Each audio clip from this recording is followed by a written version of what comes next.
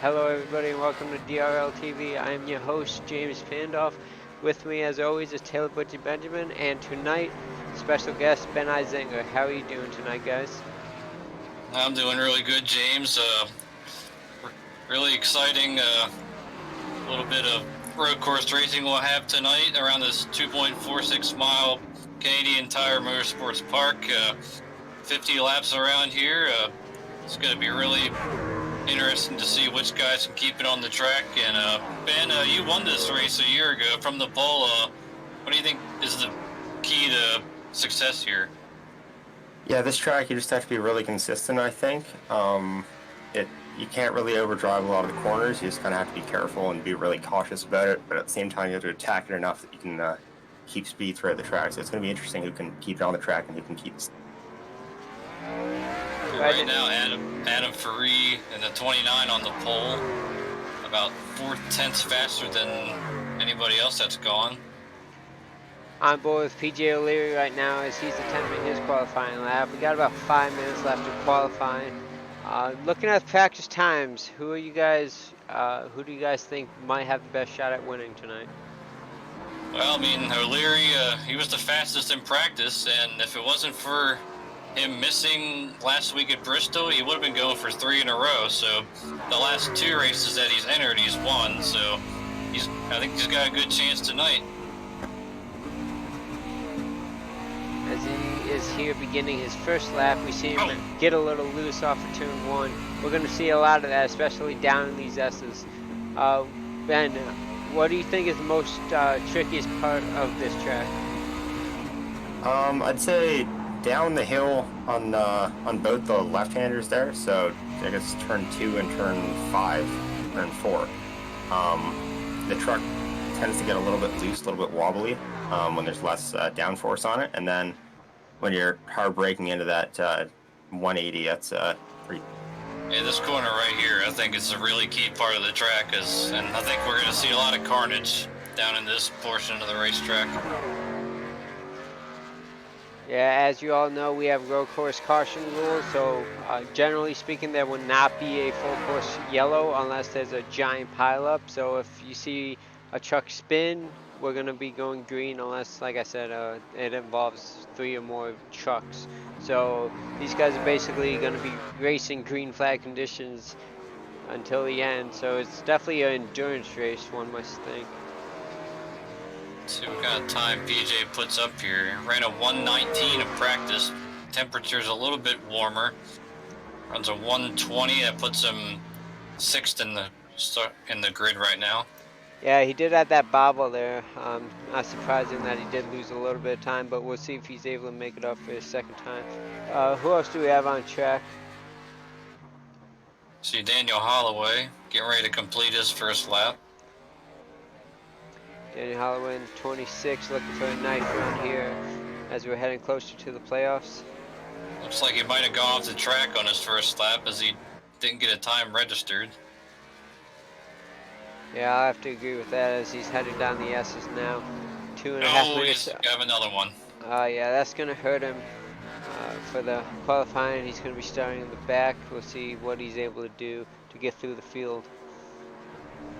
I've seen quite a few guys that have gone off course on both of their laps, including Trent Helt and Terrence Sine, so he's going to have some company back there. Adam Pasella, another one who went off track. As we see, he just hit that wall through the hairpin.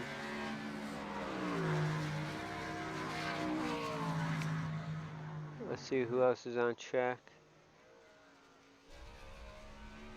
Jay Rogers sitting in the pits. Looks like he did attempt his qualifying run. We have Jordan Berry on track, going down the long straightaway. And this is why, to me, turn 5 is another key part of the racetrack. Is not only is it tough to get through there, but to get through off that corner to down this super long straightaway. As you see, Jordan Berry is wrapping a Canadian paint scheme. He has the Canadian flag, as well as tonight's race logo on his truck. Yeah, we were talking about difficult parts of the track earlier. I think off that long straightaway into those S's is pretty difficult too. If you miss that corner, you're really going to get into the sand, and it gets pretty hairy from there. That's what I call no man's land. I, As looks like Jordan got off track on both of his, so he'll be another one coming from the back. I think everybody did attempt qualifying. Don't see anybody else on track at the moment. Well, PJ O'Leary just on his second lap made up for his mistake on lap 1 and put that number 52 on the pole with a 1:19.8. Great qualifying effort there by PJ. We'll see if we'll be able to see if he can keep it up during the race, as we have 20 seconds left in qualifying. Looks like everybody has set a time. We see quite a few drivers off track on both laps, so they'll be starting in the rear end of this one. A lot of noticeable absences tonight, and guys that are locked into playoffs with their wins, such as Richard Springer, Austin Collins, and Dakota Wilkins, to name a few of them. Yeah, only a 19 truck field, but that shouldn't diminish the excitement level we're going to have. But let's pull in our pole sitter, PJ O'Leary, if I can find him down here. There he is. Hey, PJ, it's Taylor, Ben, and JP in the booth, you guys. I got you guys.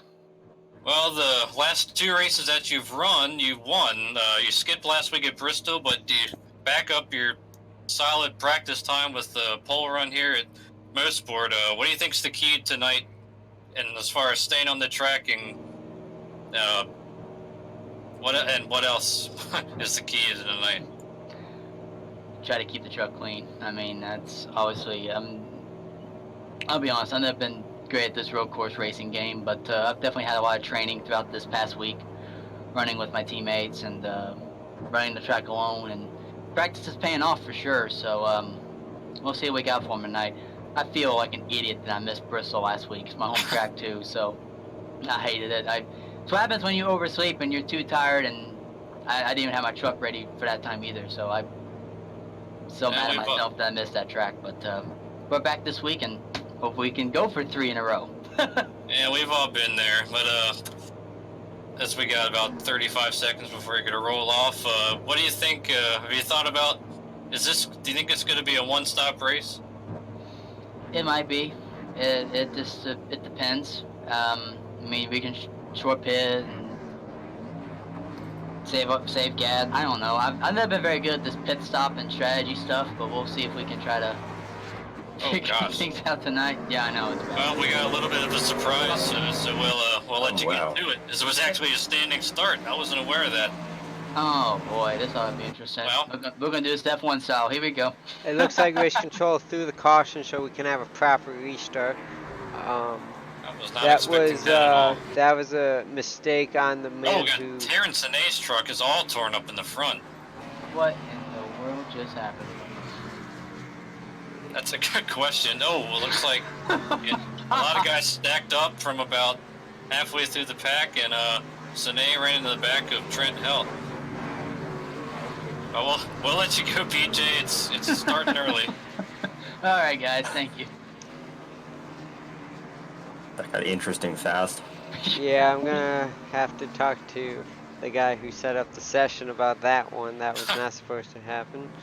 Yeah, that caught me off guard, and I'm sure probably everybody else.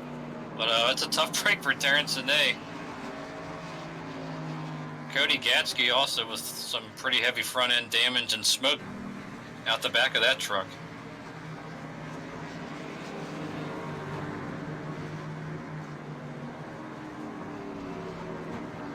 Yeah, so if I'm not mistaken, they don't have any fast repairs here, so that's going to be pretty difficult for him tonight to power through that. No, they don't have any quick repairs, and I'm sure just like, I don't think anybody expected that to be a standing start.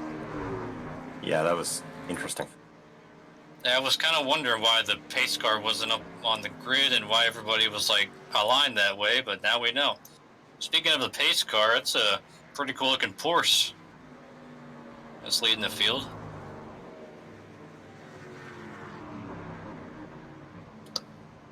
So now this might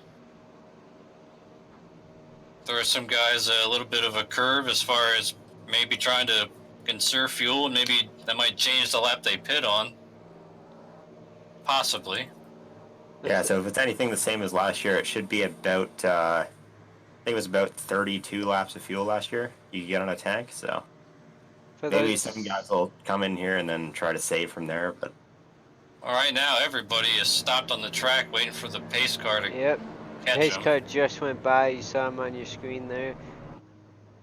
Pace car looks like he's crossing the line now. As you see, these guys are stopped in turn 1. Oh, we've got a lot of the front runners here, PJ and Adam Faree. They're stopped over here. Pace Turn car's 2. in turn 1 now. You can see him on your screen at the pit road exit.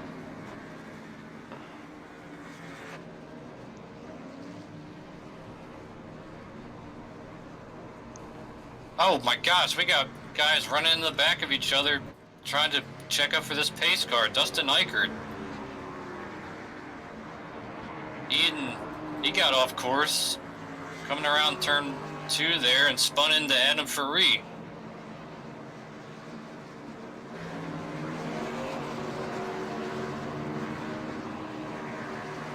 He also had the 72 truck, Matt Vanderkoy, off track. He's coming around the corner there.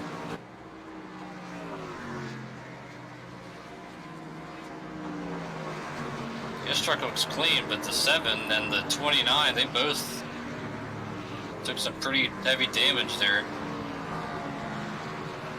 I'm not quite sure what is going on. The pace car is not in front of these drivers, so Hey, your guess is as good as mine right now.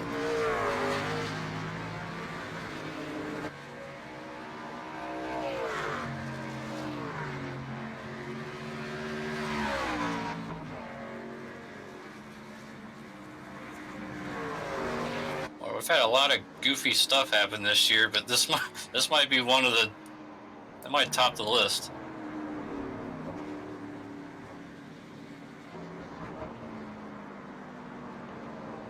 So Jeffrey Meyer is on pit road right now.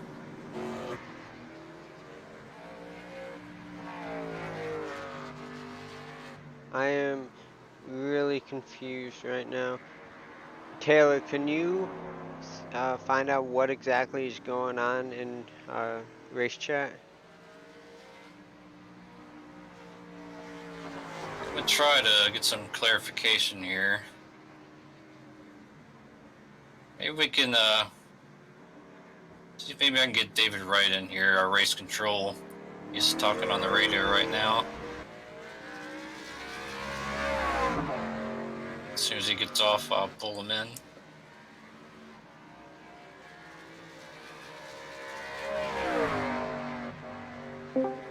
Hey David, it's the booth. You got a copy? Yeah, go ahead. Well, a lot of interesting turns of events before we even get started here. What exactly is the situation we got going on? Well, apparently it was set up for a standing start and nobody knew about it, so that created a melee at the initial start. So the caution was thrown to try to get everybody rolling and get into a normal, hang on one second. Try to get everybody into a normal rolling start, and then there's the glitch that happens when half the field's in front of the start-finish line and the other half is still back. So we're trying. So I am trying to hang on just a second. Where's his number? There you go. So we're trying to get all that rectified and get them lined back up the best we can to do a start. Apparently there's also doing a single file restart instead of a double file restart because of the way the session was set up. So a lot of this that's going on is because of the way the session was set up, not a traditional NASCAR setup, I guess you'd say. It's more of a road racing setup, or as far as the way the race is going to be conducted. Yeah, I was wondering why you're having to clear so many black flags. But what this has done is, for one, it's caused a number of trucks to receive some pretty significant damage, and right now it's also jumbled the field up. Yeah, it's we're trying to get everybody lined back up. Again, it's one of those deals where just the the way the session was set up, nobody was expecting it, so they definitely weren't expecting a standing start. I know I wasn't, and we had people run into other people right at the get-go, so I was trying to keep it as much together as I could and give people an opportunity because nobody knew what was going on. Well, it looks like the pace car now has PJ O'Leary, our leader, behind him now, and hopefully everything gets sorted out. Good luck the rest of the race trying to sort everything out and see if we can get this race underway for real. Yeah, they should be getting ready to get underway. This gives some of them that do have some damage a chance to at least get some of it fixed, and we do still have, I think, PJ up front behind the pace car, so things should get back to normal here, getting ready to go green on the coming around next time by. All right, well, let's try to get this underway, and I'll talk to you later on. All right. I was actually joking with David before the race that this might be the easiest race that he's had to do since it's a road course and he doesn't have to judge who's at fault for cautions and whatnot, but at this point, the most bizarre situation that caused him to have a pretty tough situation to have to work through here.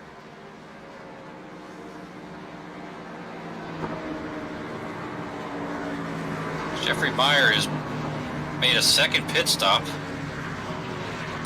He might be having some technical issue. Or he's trying to get to the end on fuel. His truck looks all clean, no damage on it. Yeah, that is an interesting thought process there. But the only one that's going to be really ticked off, I'm sure, about this start is Cody Gatsky, because he's sitting on pit road.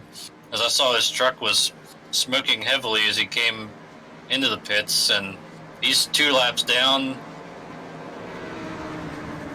to the field and still more repairs to go, and with this race being ruined right off the very start. Yeah, and we've got a few more trucks further back in the field, a lot of body damage. Yeah, such as the 29 of Ferrari, who's up here in third, but see the right rear is, and the left rear and right front are significantly torn up. That whole right side seen some thing. And he's sitting right here behind our leader, so looks like the Porsche pace car is pulling off, and let's try this for real this time as there's the green.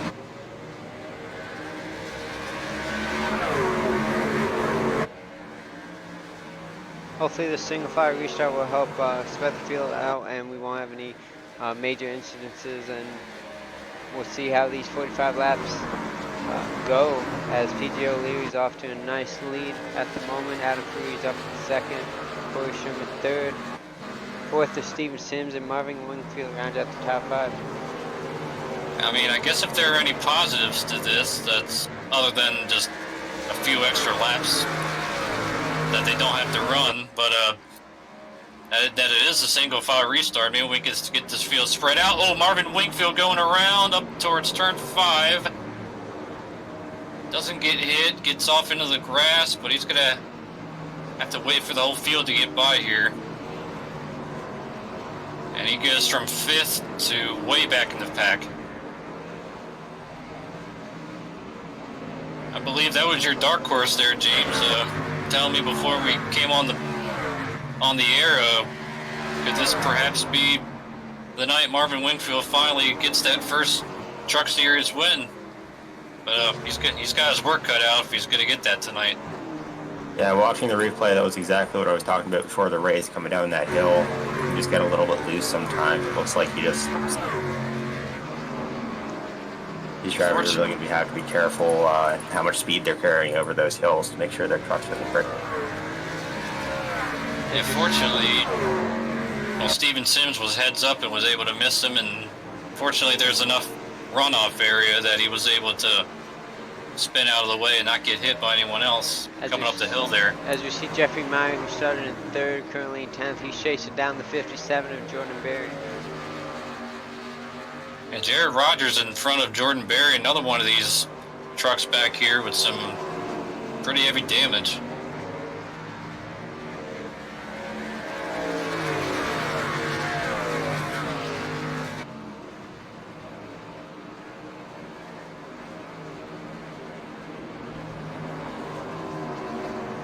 despite the damage that Ferrari has in the 29 truck in second, he's still managing a pretty big gap over Corey Sherman in third.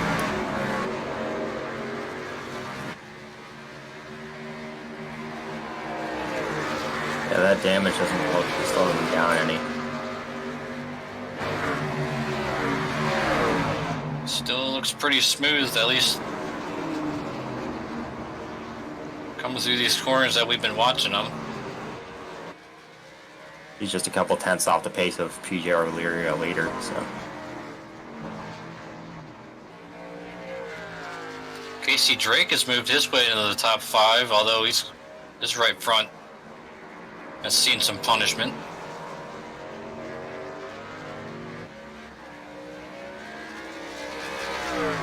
Looks like Cody Barber had a moment off the final corner, got into the grass. That's another difficult place on this racetrack, Ben. Oh, Jeffrey Meyer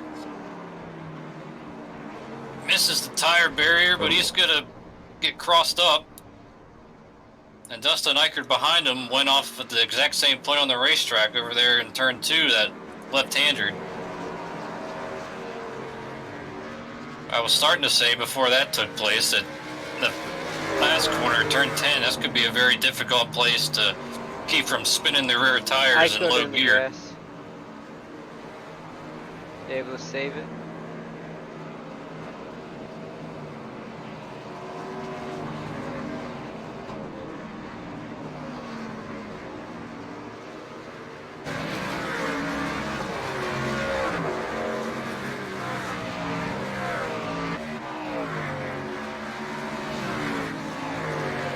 Another thing I expect to see, want to see, is tires get older on these trucks, and the run goes on off of that hairpin turn. They're going to start to get loose as they get in the throttle, as the rear tires start to wear, and we might see some issues there.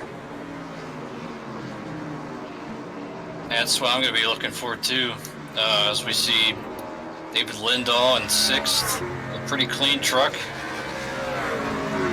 Not many trucks that are very clean right now, even though we're just a few laps in. With all the calamity at this very start, Robbie Armstrong off in turn 2.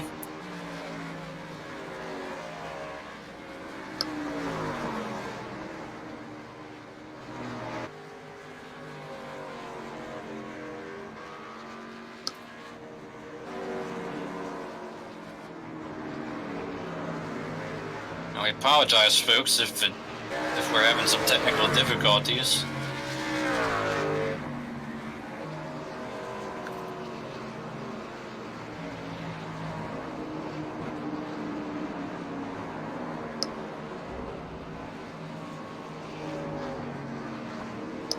Justin Eichert slow. It looks like 58's going to be able to get around him.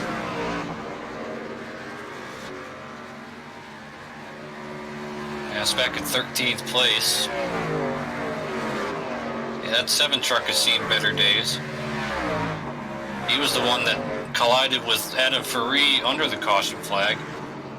Cody Barber goes by him. He might see if he makes a move towards pit road here.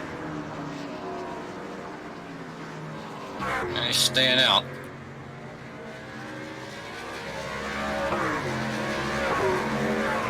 Boy, Adam Ferrari made a big gain on PJ O'Leary right there, heading up into turn 5 up the hill.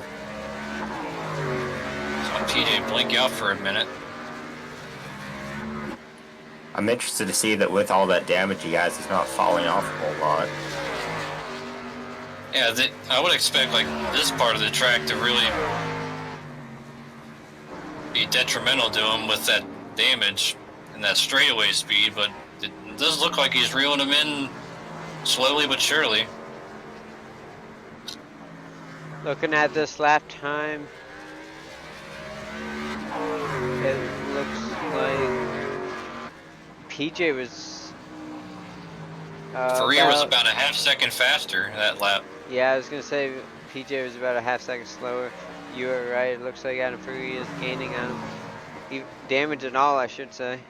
But damage does not really matter here. It's a more technical track than it is aerodynamic dependent. That's what we were talking about last week, of how body damage doesn't really affect you too much, and now this is more of a driver's type track.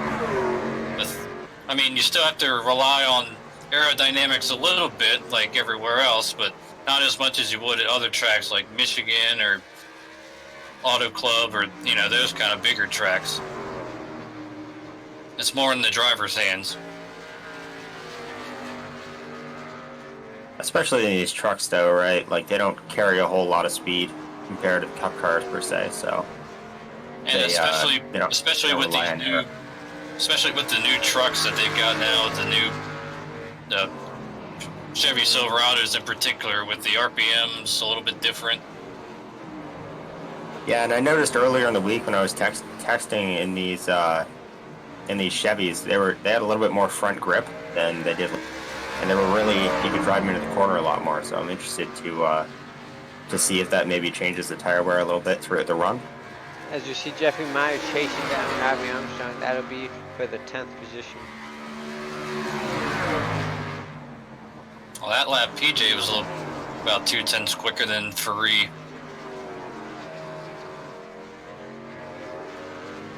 Still curious as to Jeffrey Meyer's situation, why he pitted a couple of times under that caution while everything was getting sorted out.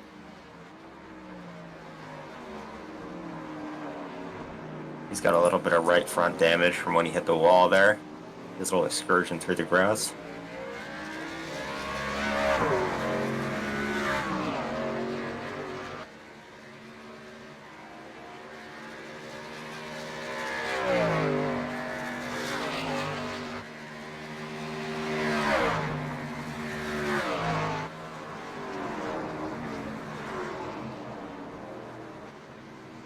You said last year that the fuel was about, what did you say, 32 laps? I think it was about 32, 34 laps. Well, if that's the case, and if that's the same thing this year, we're on lap 12, that's 30... Actually, do my math a little bit. 38 laps to go. So I guess in a few laps, the pit window could open.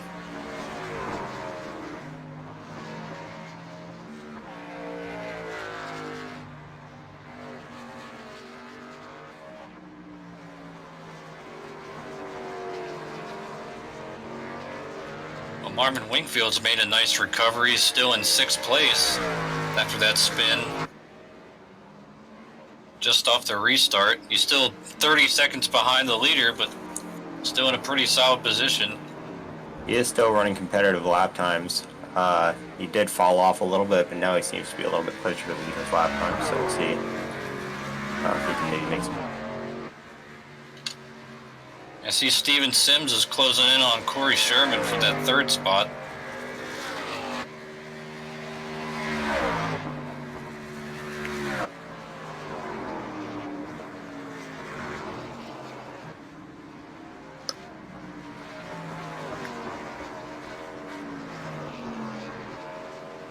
So far, everybody that's running on the racetrack is on the lead lap. The only two are Trent Helt and Cody Gatsky, and they're on pit road getting damage repair.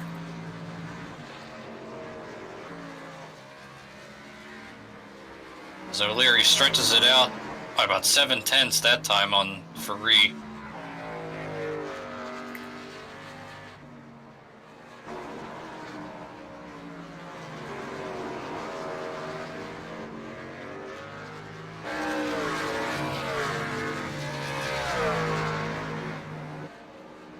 There's a lot of really junked trucks in the back of that, in the back half of the top 10 here. Yeah, I see David Lindahl. Oh, got another spin. Who was that? Was that Marvin Wingfield again? Oh, no. He's got a lot of damage on the front end of that truck. Yeah, right there. Oh, yeah, he hit it hard and got up on his side for a minute. That's too bad. And then that's what I was referring to earlier.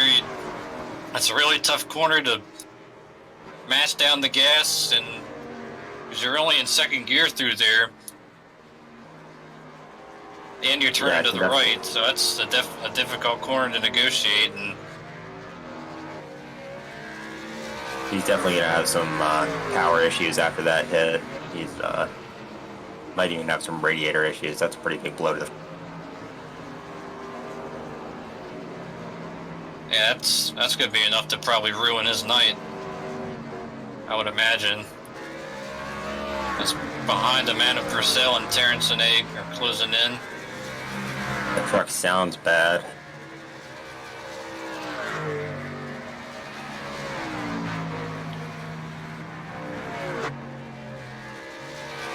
Jared Rogers has gone a lap down to the leader, as has Matt Vanderkoy.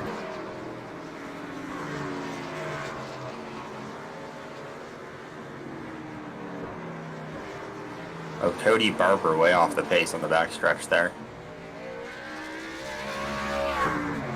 Yeah. Oh, he spun coming off through turn 5. He got off a little bit and then came around on him right in front of Dustin Eichard. Looks like he's back up to speed. And now he's only right side damage. Now he's only a few seconds from getting lapped.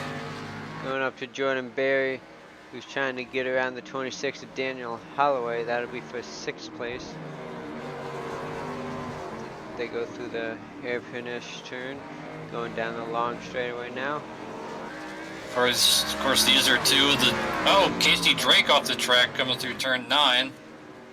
But, that gets it back going. But Holloway and Berry were two of the drivers that got off in qualifying and started in the back. And here they are 6th and 7th. And meanwhile, for the race lead,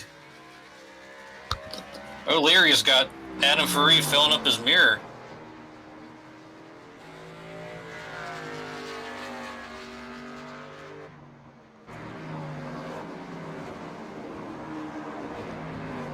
I'll see what it was. The previous lap, PJ got a little bit loose and went through the grass in turn 2, like we've seen a few other people. On board with Adam Faree as they go down this long straightaway. Daniel Holloway in the grass, that same place.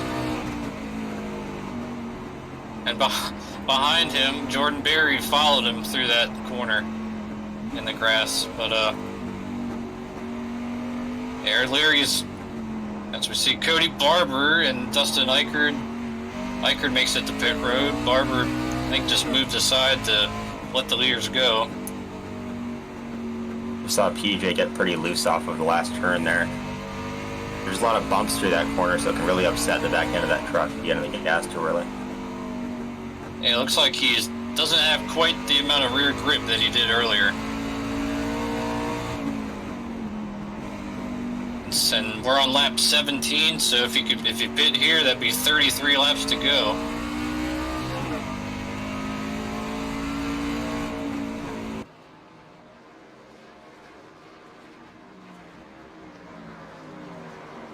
Yeah, I think a lot of these guys, if they can make it, I'm not quite sure the fuel run, if they can make it to 25, 26, I think that's when they'll start pitting.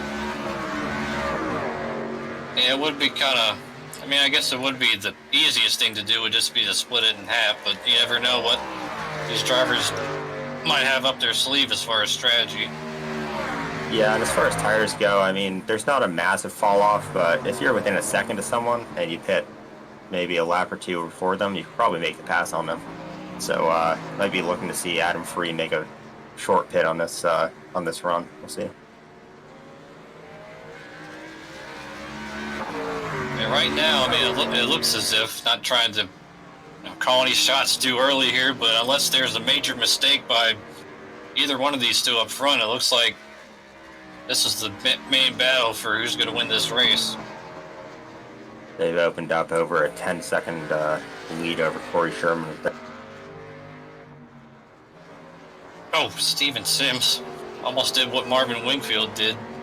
That was off of turn 1. Up, and there he goes off in turn 2. Yeah, that corner is just such a tricky turn. It's completely blind. You can't see it at all from the straightaway, and you have to make sure you hit your marks perfectly, or you're gonna completely miss it off. As you can see, it's gotten a little darker as the track temp has come down to 94. I mean, that could be a little deceiving to some of these drivers, thinking that you can get a little more down into that corner, but more than likely, it's not going to be the case. Yeah, especially with these old tires, they tend to react a little bit less to the temperature change since they're already got heat built up in them. So, yeah, it's pretty bad to make that. Yeah, I see a lot of guys just power sliding through the center of these corners, just trying to make it to their pit window. It's interesting watching just the battle for the lead here. PJ and Adam are both running just slightly different lines between almost every corner. So I wonder if maybe that's helping Adam Free save a little bit of tire, or maybe he's getting better runs off, just making up a little bit of time here and there.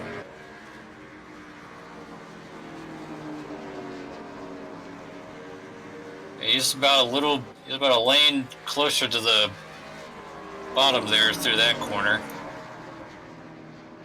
And through here, PJ is a little bit wider.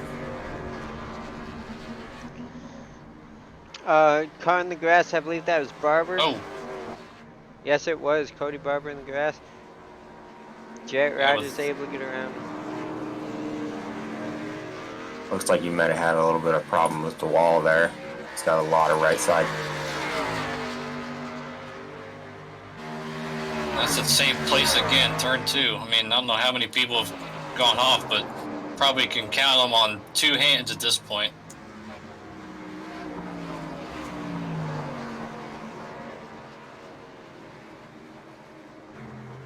So when do you make the move to pit road is the big question. If I was Adam Free, I'd be looking to come in around 22, because you had a couple laps at the start there where you weren't using tires or anything, so you really only have about 15 lap old tires. But yeah, you really want to get that jump on PJ, or you might not be able to pass him on track. So that's a big opportunity. I mean, yeah, I agree. I mean, quite frankly, as soon as you get in your window, you might as well just come in.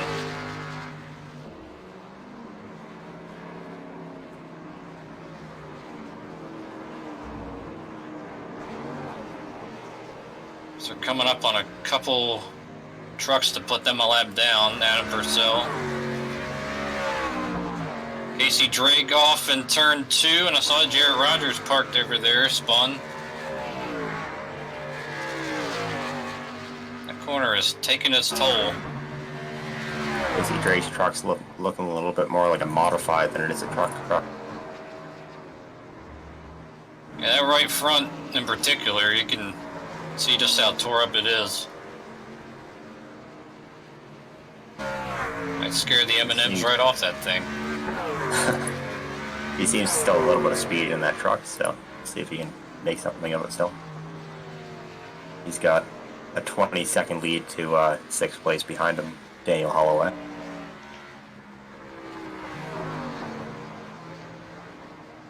Well, getting back to O'Leary and Ferrari as far as this pit strategy, I mean, O'Leary's starting to open it back up to about 2 seconds. So if I was Ferrari, I'd think about coming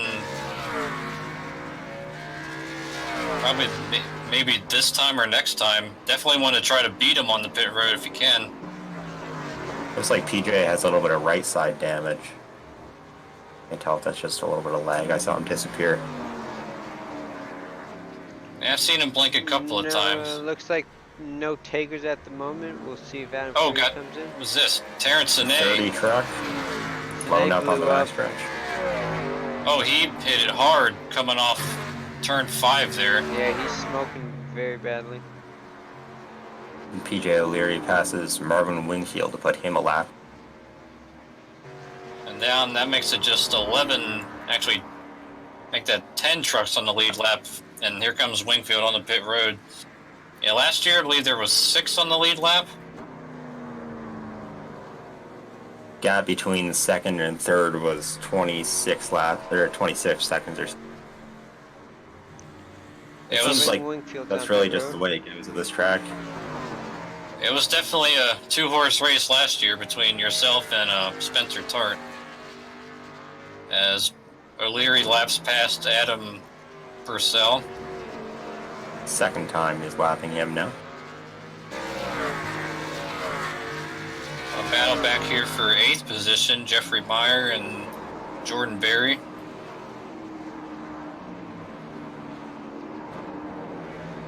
Looks like Jeffrey Meyer picked up a little bit of left front damage somewhere, and the right side damage when he hit the wall off. Yeah, that left side damage, that must have happened recently, because last time we got a look at him, that wasn't there. Jordan Berry just about missed the S's there. Oh, and he gets really loose off turn 11.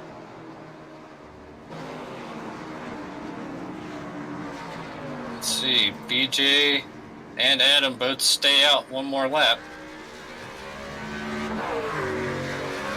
A couple trucks in between our leader and our second place. David Lindahl has been put a lap down, Looks leaving like that's us with starting to just create a little 9. bit of a gap between PJ and... And Farid having to slice through these lap trucks.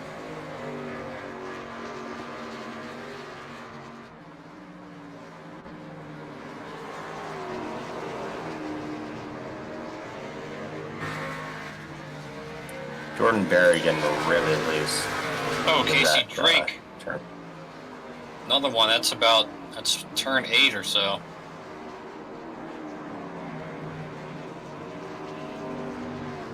I'd say Steven Sims, turn 2. It's about the third time he's gone off in that area.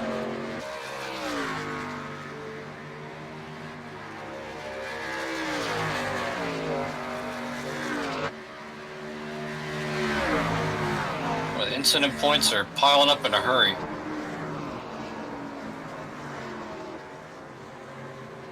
Oh, Cody Barber around. Casey Drake barely misses him there. Oh, Casey Drake now in trouble. Looks like they both collected. You don't see much in the way of battles going on at the moment. We do see Robbie Armstrong. Adam Farid is on pit road, guys. Daniel Holloway. That's what I was thinking, that Farid ought to be the first one in as opposed to PJ, and maybe he can take advantage of some fresh tires here. Yep, so we'll see how long PJ stays out after that, and maybe Adam Free can pick up a couple. He gets 4 tires and he's out in the way. Well, if I was PJ, I would pit right here to try to negate that advantage that Farid might get.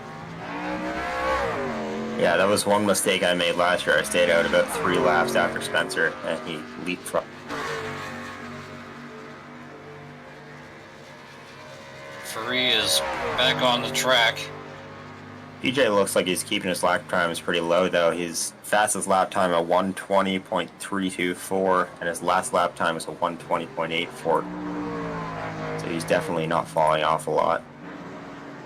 Let's see. Yep, here he comes. That's a smart move on O'Leary's part, if you ask me, to not allow Farid to get that advantage. So we see Jeffrey Meyer in front of him in the pits as well. We'll see just how much Adam Free picks up that 1 lap advantage. And Farid's going down the backstretch right now into turn 7, following Steven Sims.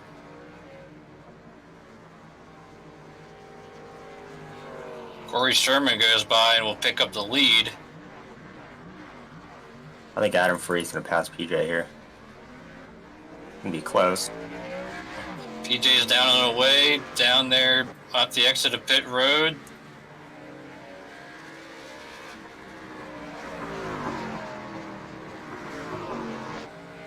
No, PJ keeps the lead. He gained a little bit of time, but I think it was about 3 seconds or so when he peeled off, so now it's about, I don't know, about half of that. Steven Sims on pit road, out of 4th place. There comes Jordan Berry. And Robbie Armstrong in front of him. Oh, Daniel Holloway. Close call in turn 2. Little Tokyo drift through there.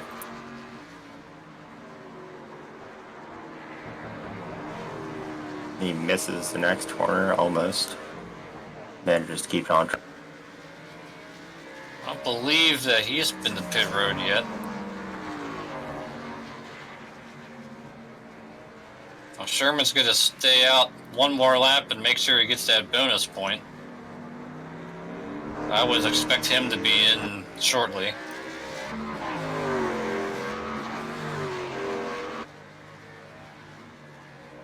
The gap between PJ O'Leary and Sims Adam again Free. off the end of the backstretch. Yeah, he's around. Facing the wrong one. Looks like Jerry Rogers would be able to fire. Yeah, he hit with the right front a little bit. While all this is going on, we gotta mention that Corey Sherman is leading some laps. Corey Sherman doing a great job tonight. He started in 4th, currently in the lead. He's only led 2 laps all season at Rockingham way back in April. Good to see him run up front. He's definitely looking strong tonight. He's another one of those guys that really needs a solid run because he comes in here 15th in points, close to that bubble. And here he comes on pit road now that he's got that point. And PJ O'Leary's passing him now to regain the lead.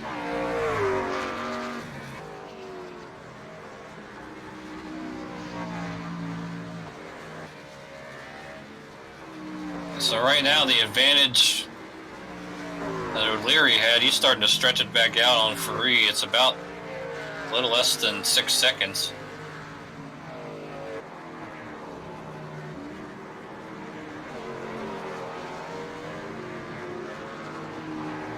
Sherman's service is complete and he rejoins the race. Should maintain his 3rd place position as Casey Drake heading off into turn 1 and Sherman's back up to speed through turn 2. So I'd say mission accomplished if you're Corey Sherman. Absolutely, he's looking good for a podium. Hopefully he'll keep it on the track. Casey Drake, turn 2. Off the Gets it track. back going again, but he's going to lose that spot to Daniel Holloway. Don't really have much in the way of battles going on the track. We got 8 drivers on the lead lap. David Lindahl's on pit road. Yeah, really the main battle is these guys keeping their trucks on the racetrack. That's the main battle that's going on. It is indeed, as we're on board with Robbie Armstrong. We see right behind him the leader. So that makes Robbie the next man in line to be 1 lap down. Oh, David Lindahl missed his pit stop by a ton. And he's still having issues. Yeah, it looks like he's having a bit of trouble. As we go Of course, back that up truck to is Casey torn Drake. up. Casey Drake's chasing down Daniel Holloway, trying to get that 4th position back.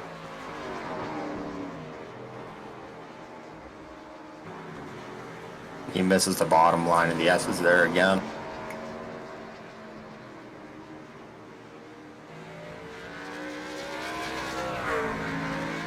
Making up some time with Daniel Holloway still. Got Marvin Wingfield in front of them.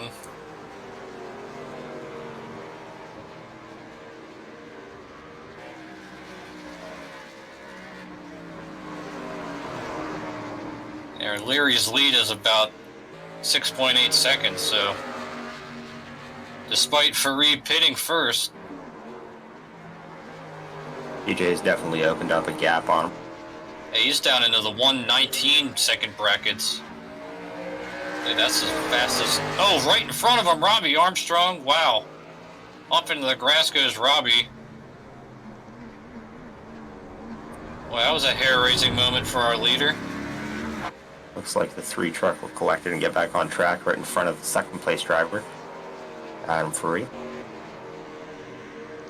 And despite that, O'Leary picked up about another 1.5 seconds. He is really hitting He's the in lap the zone. times, right? I wonder if it has something to do with those new tires and the track being a little bit cooler than the start of the Oh, race. So the behind- tires might be incorrect. It could be, as the track is still only about 94 degrees. There's so many trucks slipping and sliding, it's hard to keep up with it all. Because right now the best battle on the track is still between Holloway and Drake for 4th place. Just 6 trucks on the lead lap, just like a year ago.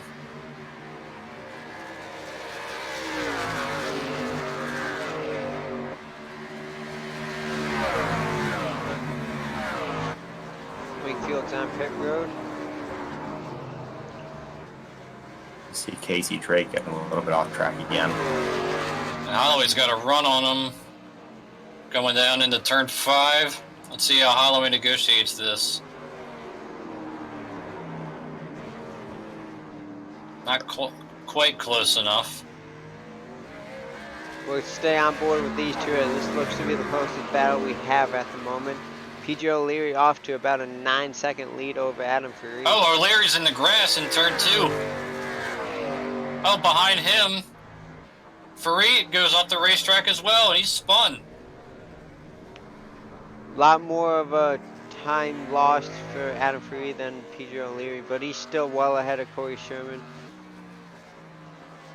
Wow, there? That's unfortunate for Farid. He had an opportunity to make up some time, and he's the one paying the price. Yeah, it looks like he just drove it in a little bit too hard and got loose. Ended up spinning it into the tires. Well, PJ spun as well.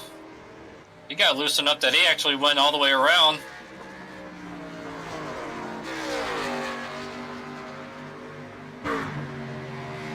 Gonna be 20 laps to go when PJ O'Leary crosses the line.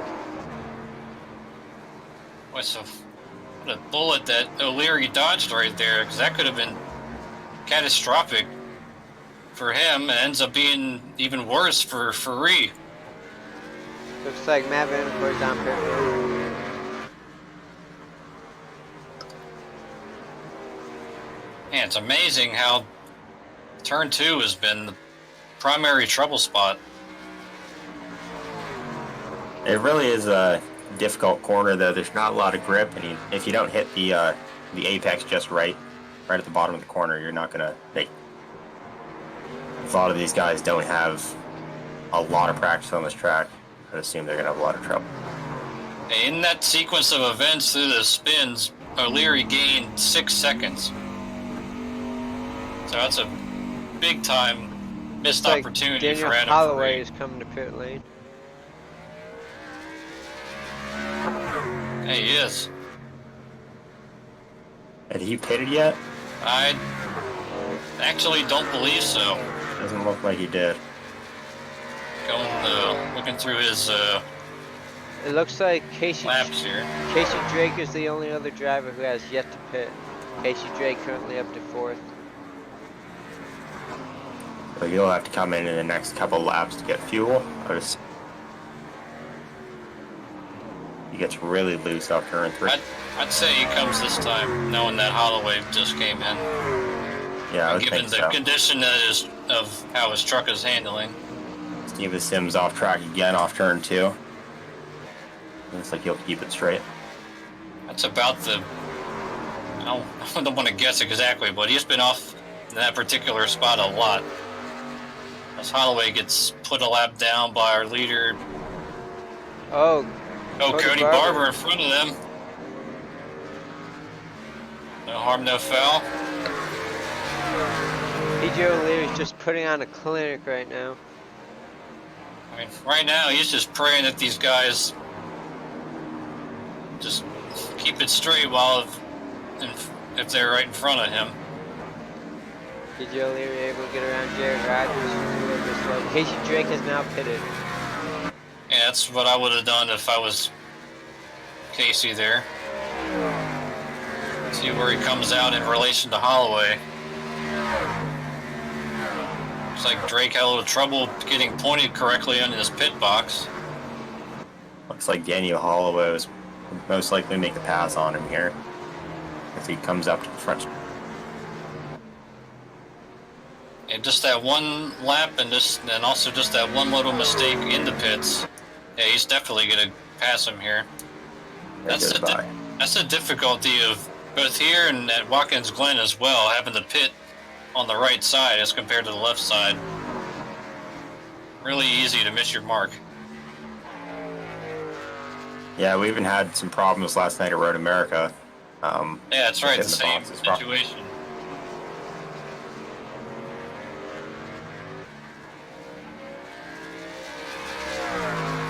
The last car in the lead lap is now Steven Sims.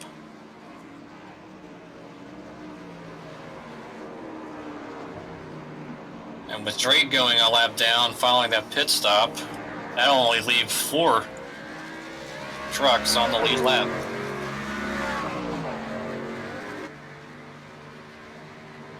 Not very often you can say you finished in the top, you finished a lap down, but you finished in the top 5 at the same time.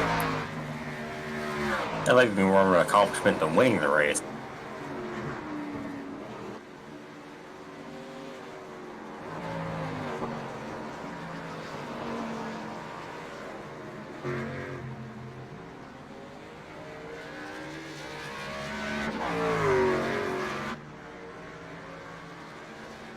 So Leary crosses the stripe one more time, still running very solid laps, still in the 120s.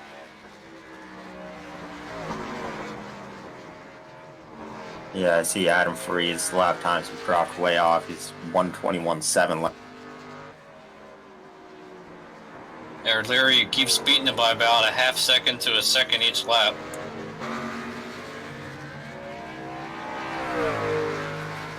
PJ O'Leary has been heating up this summer. I can't wait to see what he can do in the playoffs. I mean, he's definitely got Big Mo on his side coming into the playoffs, and if he should hold on, this would be, oh, behind him, Holloway. Like Daniel Holloway off track. Jumping the curb a little bit. He gathers it back up, but getting back to O'Leary, this would be 3 races in a row for him. Yeah, that he's participated in 3 wins. He did miss last week. Yeah, it could have been 4 if he didn't oversleep and miss Bristol like you mentioned. But he's definitely pulling the Tony Stewart and heating up during the summertime at the right time. One driver that has been cooling down a bit is Jeffrey Meyer, currently in 9th position. He just hasn't been gunning as well as he did at the beginning of the season. Yeah, the last few weeks I mean, he won last week at Bristol, but the past few weeks before that at Michigan, just kind of a subpar run. At Pocono, getting involved in a wreck on lap 1.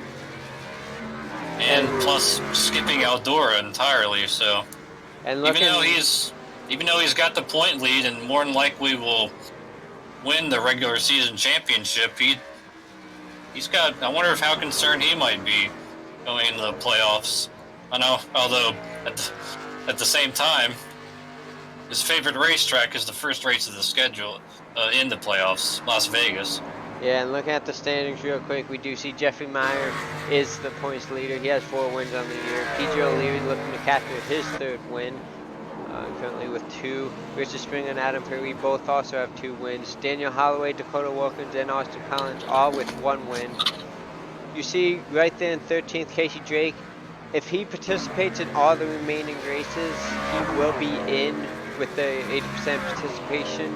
But right now, he would technically be out and it would rely on points if he would have missed one of the races leading into the playoffs. So Casey Drake is a big factor into if Jarrett Rogers, David Lindahl, or even Adam Purcell might make it in the playoffs or not. So keep an eye on Casey Drake attending the next few races and see if he bumps out one of those drivers.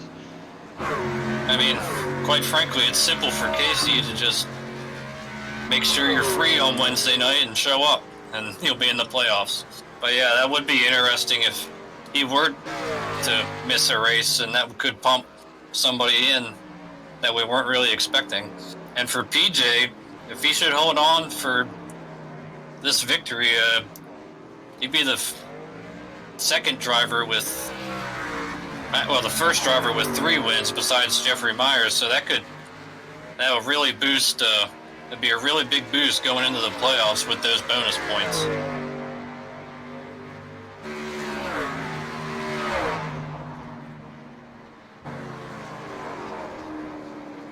He has the 3rd place truck of Steven Sims right in front of him. And the way Steven's been missing turn 2 a few times, I'd stay on my toes if I was O'Leary. He grabs the grass a little bit on the front stretch too. Well, that truck looks like it's been to Martinsville, Eldora, you name it. Hey, it looked like he almost wanted to get off track again right there. It was a little bit too close for comfort, I'm sure, for him. Well, for O'Leary too. I mean, He'll miss that corner too, turn 3. well, it looks like O'Leary. It'd be wise for Sims to just. Oh, O'Leary PJ. drifted. Oh, Yeah, I'm sure PJ didn't really appreciate that, knowing that. At the same time, he's got a substantial lead, 22 seconds at this point, so as long as he doesn't make the huge mistake getting around Steven Sims, I'm sure that's got to be aggravating in general, and There he goes to his inside. he's not giving it to him.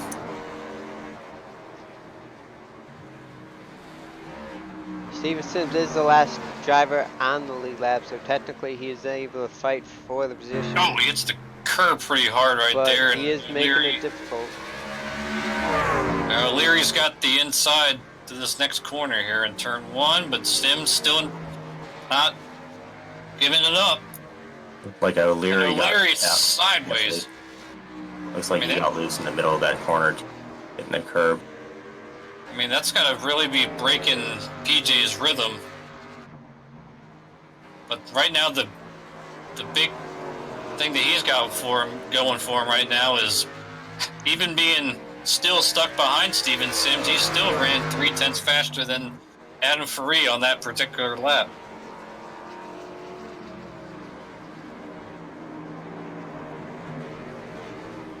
Yeah, PJ O'Leary putting on a clinic.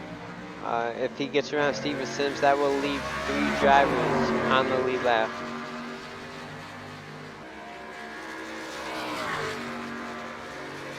As he's going to try to move outside of Steven Sims. See how he can. Yeah, I don't know if that one's going to work for him either. The outside in this corner is pretty sketchy yet. There's a little bit of a 4-wheel slot. Oh, wait, Yeah, there's a he's- back up, looks like. If I were PJ, honestly, I would probably let Steven Sims just have it. He has a 22-second lead. There's no need to risk it and possibly end up in a wreck. That's what I was saying. He's got such a. Oh gosh, they're getting together. Hang on, guys. Oh man. Well, that's one way to get clear of him. Looks like PJ's got a little bit of left rear damage. Shouldn't hurt him any though. Up front too. A lot of left front damage, but even with it, his big lead, he should be okay. And that's the big thing he's got going for him right now. But With Yeah, 11 I mean- laps to go, he'll need to be off pace 2 seconds to Adam Faree to even lose the lead at this point.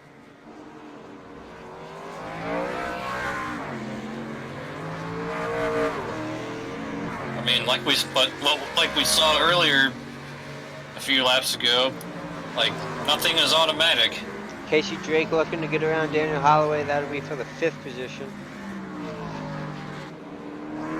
And Drake, after his pit stop, was even behind Jordan Berry, but he managed to pass Berry and pull away from him. Oh, it looks like that Matt Vanderpoy getting a little bit loose off the turn. And this battle for 5th is happening right in front of Adam Faree. Danny Holloway, Casey Drake going at it again.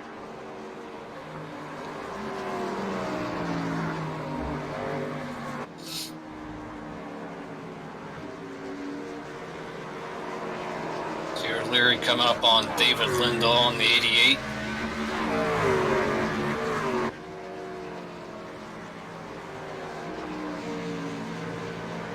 And is by him safely. Comes Drake. Looks like he had a slight run on Holloway. That lap, Casey Drake was 1/10 faster than Daniel Holloway, so these guys are putting up pretty competitive laps. In front of them. See some Yeah, smoke? I see a lot of smoke. I'm not sure. who that is. Looks like Casey Drake he's and a on little the bit track. loose. Steven Sims. Steven Oh, yeah, Sims, he's engine smoking. expiring. Yeah, He spun. Oh, he hit the wall pretty hard. Where's that at? Looks like Like Can't tell off where that turn is. 2, he got a little bit loose. yeah, Yeah, on that's the off exit turn of two. turn 2. And then just hits the wall, blows his engine. yeah, he's gonna have to pit. Hopefully he doesn't affect these guys in the corner, as they're all gaining on him pretty fast. Man, this is right in front of the battle with Holloway and Drake. He should be able to get to the pits in time. Yep, there he Yep, goes. there he goes. That's unfortunate for Steven Sims. He was driving 4th. Now he's probably going to be outside the top 10 at the end of this race. Man, that's going to put an end to his night, I'm afraid. As Farid gets hung up behind Matt Vanderkoy a little bit. Yeah, that opened the door for Daniel Holloway to pull away from Casey Drake. Oh, Daniel Holloway. spin! Well, so much for that battle. Good job by him locking it down. Jeffrey Meyer going to get around him as well. You get their correctives, any contact. That truck's still looking fairly clean.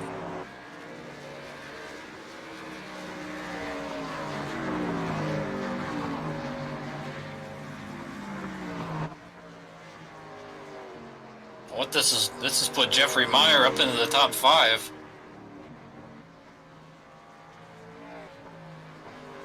It should put him in the top 5 when scoring cycles back, with Sims having his issues. Well, right now, guys, the track is at 84 degrees, so Yeah, definitely a lot cooler than when they raced. Yeah, the sun's peeking out once again. You saw that it was very cloudy for the last 4 or 5 laps. Sun's peeking out once again. See how much different handling that creates on these trucks. I believe the start of the race it was like 97, that vicinity, but right now it doesn't matter what the temperature is. PJ O'Leary is just putting a whooping on this field. Just being so smooth.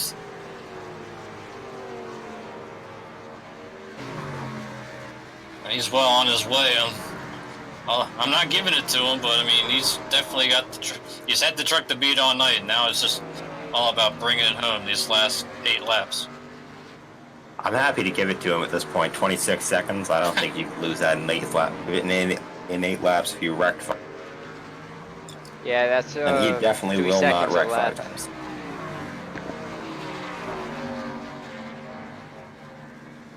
He is as smooth as ever in these last few laps here. He's got no traffic in front of him for at least a little while.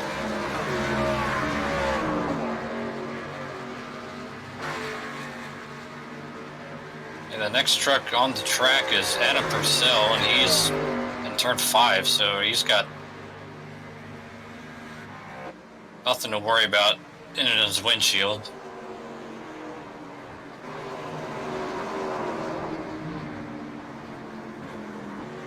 Oh, Adam Farid spins off the final corner, gets hit in the door by Casey Drake, but continues. Doesn't look to have that much damage on his truck from that. Surprisingly, took a lot of it in the front end though. Might Casey have, Drake got the worst out of that. This front end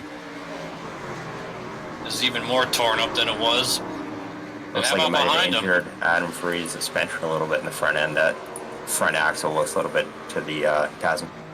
Well, teammates Holloway and Meyer battling for this 5th spot.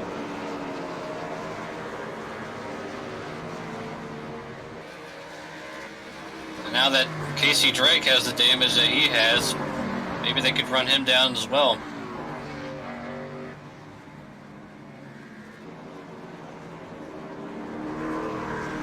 Yeah, it looks like PJ O'Leary long at this point. He's still driving away from Adam Farid. Jeffrey Meyer getting really close to Daniel Holloway's tailgate there, off of turn 5.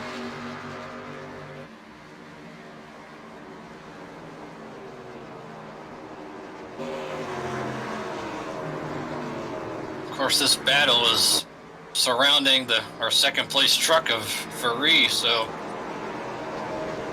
as much as they want to, respect him that he's on the lead lap in second place, they still want to race each other. Drake gets off just a little bit.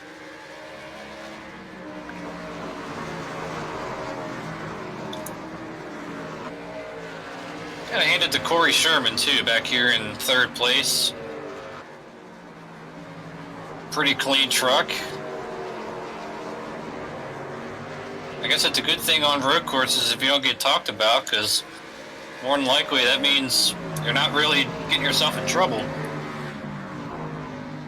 Yeah, his truck looks pristine. He's still running pretty consistent lap times. He's not that far away from Adam Ferrari.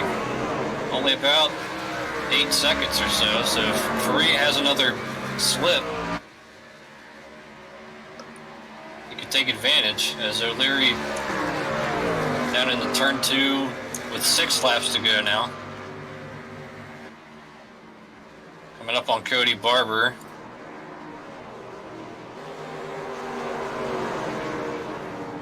Moves over for him without any issues. Well, this battle continues. Casey Drake, big handful of steering wheel up turn 10, and he's trying to hold off Holloway and Meyer for 4th and 5th and 6th right here.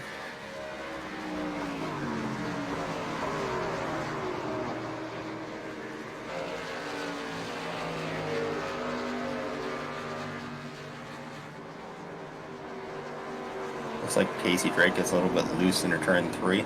Oh, actually turn 3. All of them are just begging for more grip. It's really easy to abuse these rear tires throughout their run, so they've probably just about had enough of them. Yeah, I think it's fair to say that a lot of these guys have abused their equipment today.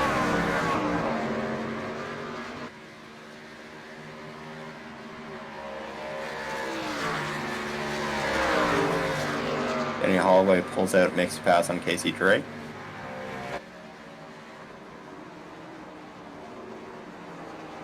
I think it's just that front end damage that Drake has is just killing him down that backstretch. Maybe we can have a little bit of engine damage, restricting his RPMs a little bit. Gets the pass off turn 10. I'm surprised if it doesn't have any toe damage the way that right front looks. He just might. That right front's sticking way out. That left front even looks pretty bad.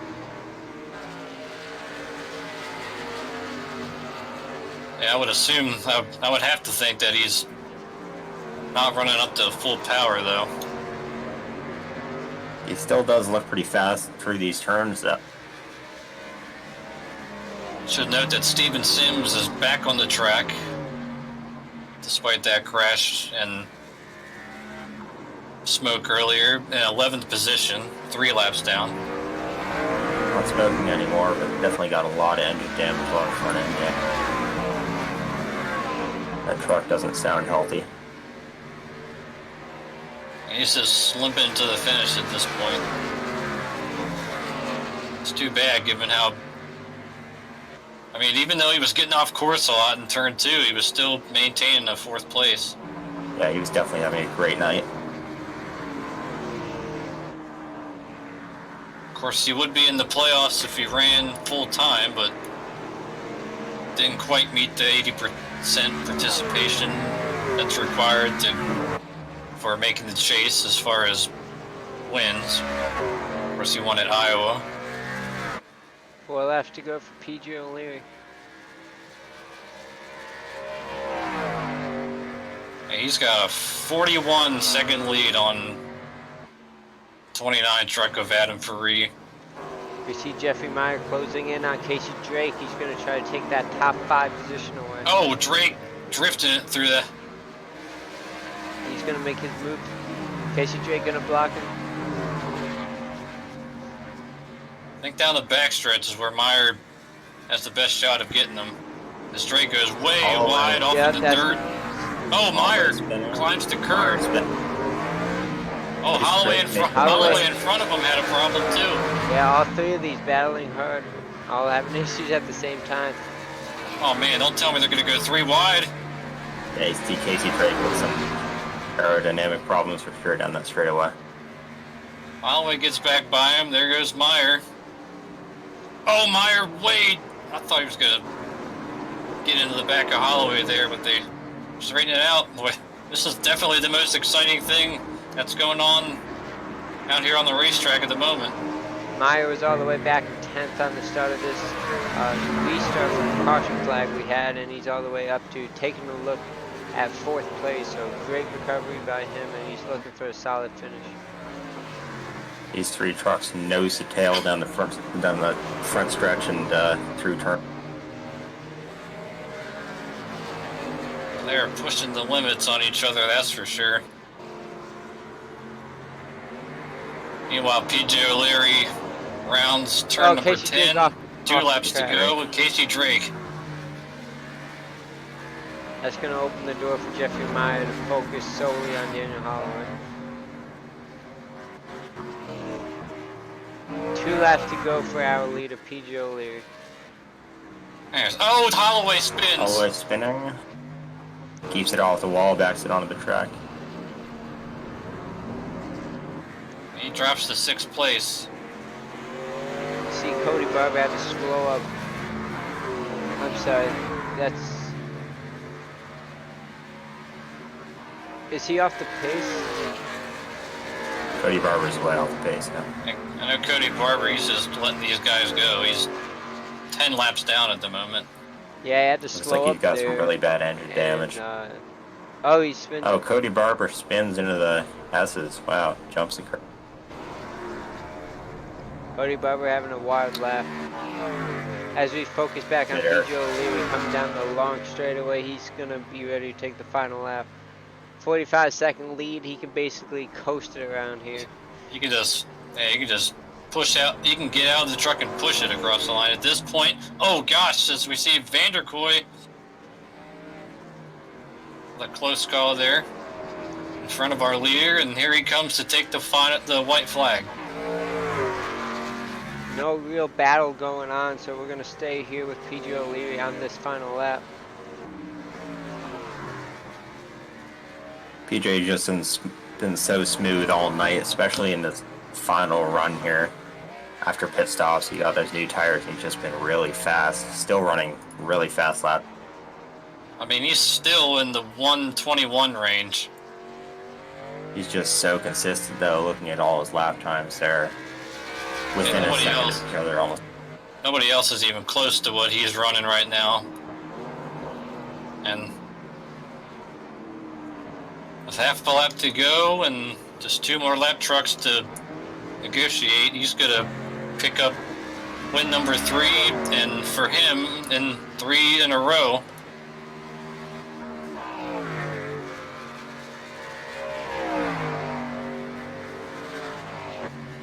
As he has really turned up the wick here as we get into the final few races before the chase.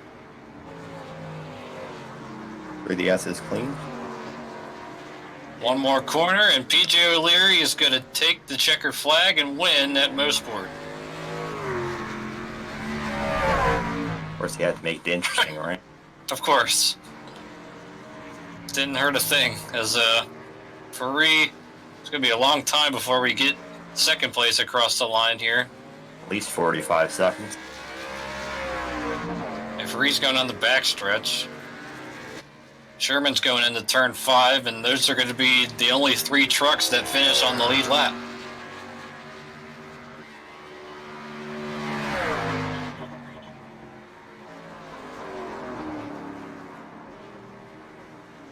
Looks like the battle for 4th has resolved itself as Meyer looks like he's far ahead of Drake to maintain that position.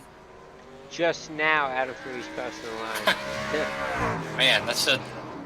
And still waiting for Corey Sherman. Yep, he's You going can to already the doing final. burn turn 5.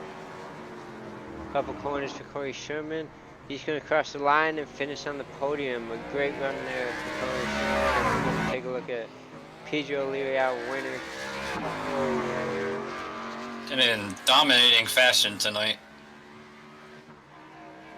Just a fantastic race from all three of the top three guys. They did a great job keeping their trucks on. Yeah, really, hats off to Corey Sherman. I mean, it's been a rough couple weeks, but this could really help him as far as given the fact that he's one of the bubble drivers.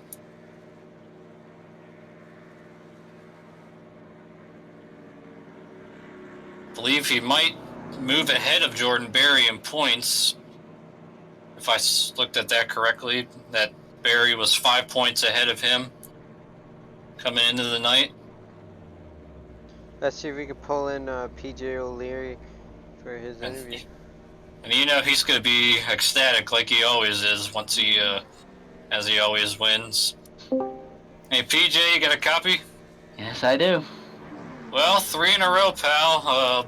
I mean, you put an absolute clank on this field tonight. Had that one spin over in turn number 2, but not sure if you know it, but that exact same point in time on that particular lap, Adam Ferree spun behind you as well. So, I mean, just an absolute dominating performance tonight. Yeah, I heard about what happened with Adam Ferree through my teammates coaching me throughout the race, and yeah, let's just say I took lessons from Brett Moffitt. That's all I'm gonna say about that. Took lessons from Brett because he did the same thing this past weekend. Well, I mean, at Eldora, you're thinking Stuart Friesen. Here, you're thinking Brett Moffitt. We'll probably be thinking whoever wins Vegas. I don't know. Yeah. Because they don't run Indy. Yeah, but I mean, such an incredible performance tonight. I mean, do you consider yourself to be a road course ringer? No. Well, actually, it depends. It depends on the road courses. I did pretty well here last year, but unfortunately, I went off track, wrecked, and unfortunately took out poor Jeffrey Meyer. I still remember that. I still feel bad about that. But I wasn't doing that half bad here last year until I wrecked. So I had a little bit of an idea coming into the race, and of course, like I mentioned earlier, I got a lot of practice throughout this past week with my teammates helping me out, and of course, you know, the practicing of the C-Fix and racing and more practice and more racing, you get the drift. A lot of practice came into this, for sure. I knew I had to practice a lot because my road course ability, but certain tracks, I would say I'm a road course ringer. Other tracks, I would say I'm not. I guess this is one of the tracks I would consider myself a road course ringer at. Oh, that practice definitely paid off tonight as you win by, man, the margin of victory, 49 seconds. Jeez, I still can't believe I pulled that off. Well, Ben, JP, you got anything for PJ? As we know he's got to be absolutely ecstatic. Yeah, just a great job. I mean, 49 seconds is a really, really, really long time, especially on a track where you're only pulling 1 minute, 20-second laps. Yeah, you did a great job keeping the truck on track, keeping yourself out of trouble for the most part, and yeah, just really great job tonight. Thank you. Appreciate it. Well, next week, I forget where we go to next week. Is it Indianapolis? Next week we're off, but my personal opinion, we should be heading to Darlington because of throwback week and stuff like that. That's true. But yeah. We're not, and it makes me upset. That's just the way it is. I know. We ran there last year. I don't know why we didn't go back, but it is what it is. Yeah, well, even since we're off next week at Darlington, how do you feel about Indianapolis? Certainly got to feel good knowing that there's a lot of unknowns going into that week, and with the 3 wins under your belt, kind of a pressure-free race. Yeah, for sure. I'm pretty good at Indy, so we'll see if we can go for 4 in a row. I don't know. I don't know if we can pull that off or not, but I'm pretty good at Indy, so I'm pretty sure we'll, if not win, definitely get a decent finish out of that whole deal. Well, again, congratulations, as you're heating up at the right time, and hope to have a good Labor Day weekend, and we'll see you 2 weeks from now. Thank you, and I do want to address this real quick. That deal with Steven Sims over there and turn think it was turn 1. Not sure what happened there. I know I probably should have let him go, but at the same time, I was just on cruise control, and I felt like I was faster, and that's why I was trying to pass him. And unfortunately, I guess he might have drove it too hard or something, and we made contact. So not sure what the deal was there. I ain't mad about it. I was just a little confused, but well, I am a little upset about it. Tore up a beautiful truck, but it is what it is. It's how it is on road courses. So we'll take it, move on. I'm pretty sure he didn't mean it. I hope he didn't mean it. And move on to Indy. Oh, and I promised Hunter I would say this in the interview that he told me that even though I'm not a Canadian driver technically won this race. So, Wow, for reason. that's true. Which So, that is very true. So once again, congrats, and needless to say, go celebrate. Even though I don't need to tell you to do that because you'll just do it anyway. Yeah, but we're definitely gonna be celebrating for sure. Ample. Have a good night, man. Thank you, you guys. You too, guys. All right, let's go bring up our second place finisher, Adam Faree. Hey, Adam, it's the booth. You got a copy? You have a copy. Well, quite an eventful race for you from start to finish with that, I'd say, debacle at the beginning, and a lot of off-track encounters for you, but you still managed to come home in second. Yeah, the second half of the race was rough for me. I made the dumb decision to take only 2 tires, try to get some track position, get out in front of PJ, and towards the end of the race, it was just a handful. Well, we actually weren't aware of that, that you only took 2. But looking back on it, do you wish you would have went with 4? Yeah, because my pit stop took 13 seconds anyways. I didn't practice enough to realize that, though. It was my mistake. That's kind of a major oof moment, I guess. But all in all, still a solid runner-up finish. Going into Indianapolis in 2 weeks. We mentioned that you're kind of in the same boat as PJ with some wins to your credit, and even though there are a lot of unknowns going into next week, probably shouldn't feel that much pressure given the wins you have. Yeah, I mean, I don't know anything about Indianapolis. I've never raced there a couple times. Before we let him celebrate his runner-up finish? Let me just say, finishing 49 seconds behind someone that ran as well as JP, you did a great job. Because everyone else finished a lap down. Except for Corey Sherman. So, good job. You kept your car on the track for the most part, so that's good. Most of these guys couldn't pull that off. Understandable. It's a difficult track, so you did a good job keeping it on track, keeping it straight. Yeah, thanks. I made a couple mistakes. It cost me about 25 seconds. And I wonder how much that damage cost me that I received at the beginning, too. I had a minute worth of damage, so that definitely wasn't helping me on that long back straight. Yeah, for sure. That was a really bizarre situation at the start, and then having Dustin Eichert spin into you while trying to wait for the pace car. That certainly, I'm sure you would have preferred that not to happen. Yeah, I think that's a safe assumption. Yeah, pretty clean assumption, I guess. But before we let you go, anybody you want to thank? Just DRL for putting these on. I wouldn't worry too much about the standing start to ball. That really wasn't a big deal. I mean, I guess for a car or two, but, figured it out. Well, we appreciate the time, and congrats again on your runner-up finish, and enjoy Labor Day weekend, and we'll see you in Indy. All right, thanks. See you guys. All right, now he's been patiently waiting for a while, and let's bring in Corey Sherman, our third place finisher, if I can find him. Up here he is. He's in Do Not Disturb, but let's see if we can disturb him anyway. Hey, Corey, it's the Taylor, Ben, and JP in the booth. You got us? Yep, I gotcha. Well, a third place finish for you tonight, and by far the cleanest truck on this racetrack. And only one incident point. A very nice job keeping the truck on on the racetrack, and you get rewarded with a podium finish. Tell us about it.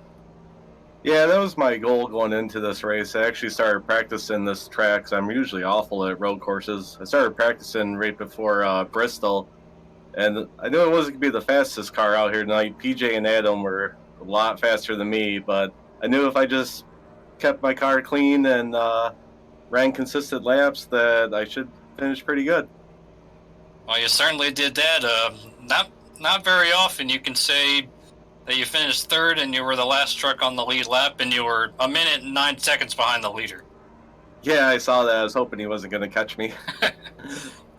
Yeah, certainly a terrific job, and this really helps you out in the points, as I believe once the points get tabulated, since you led a lap throughout that pit stop cycle, you should move ahead of Jordan Berry in points and put yourself in position to possibly squeak your way in the chase.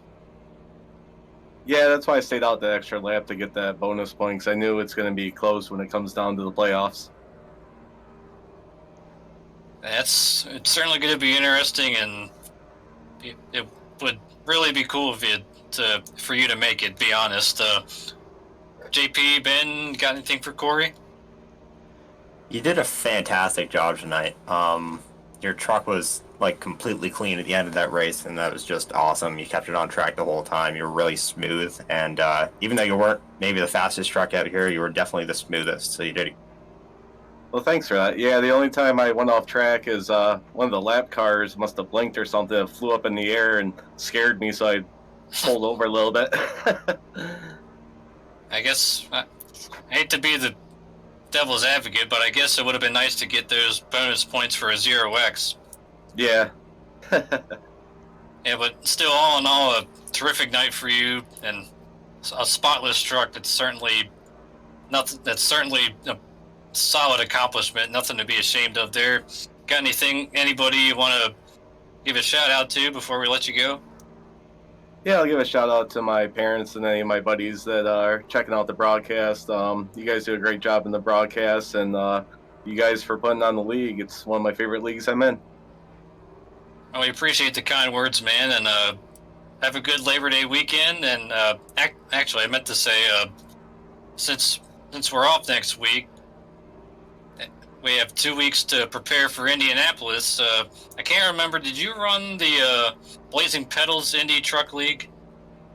Yeah, I actually like Indy a lot, so I'm definitely going to get my practice laps in and try to get a win so it doesn't have to come down to points. Yeah, because in this case, you might have a slight advantage compared to some of these other guys that might not have run trucks in Indy before, so that might help you out quite a bit. Yep, I'm looking forward to it. Well, congrats again on a third place finish, and we'll see you in 2 weeks. All right, thanks a lot, guys. In fact, I might see him. Actually, we're off on Sunday for Blazing Pedals, so be a couple weeks there. But yeah, Corey Sherman's really come into his own in the Blazing Pedals Truck League as well as the Dynasty Racing League. But let's run through the final results. Yeah, we have PJ O'Leary winning with 49 laps led. We have Adam Fury finishing second. And Corey Sherman, the only other driver to lead a lap tonight with 1. He finishes third. Jeffrey Meyer fourth. Casey Drake fifth. Robbie Armstrong sixth. Daniel Holloway seventh. Jordan Berry eighth. David Lindahl ninth. Adam Purcell 10th. 11th, we have Steven Sims. 12th, Matt Vanderkoy. 13th, Cody Barber. Jarrett Rogers 14th. Marvin Wingfield 15th. Terrence Renee 16th. Dustin Eichert 17th. Trent Hell 18th. And Cody Gasky rounds out the field, finishing 19th.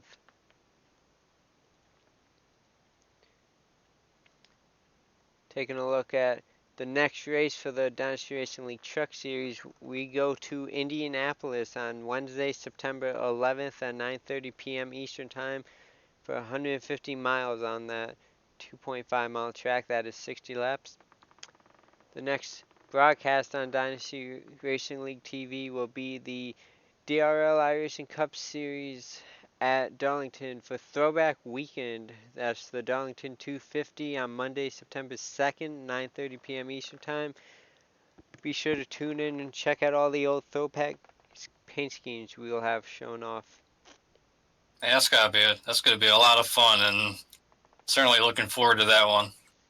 Taking a look at the point standings prior to tonight, the only difference is we can add PG O'Leary with win number 3, and as soon as these points are updated, we'll take a look at how the playoff cutoff line is shaping out to be. Well, we know one thing, regardless of the exact points, we know it's still pretty tight. And taking a look at the credits. Thank you to everybody that makes Dynasty Racing League possible. James Pandoff with the owner and financial and marketing.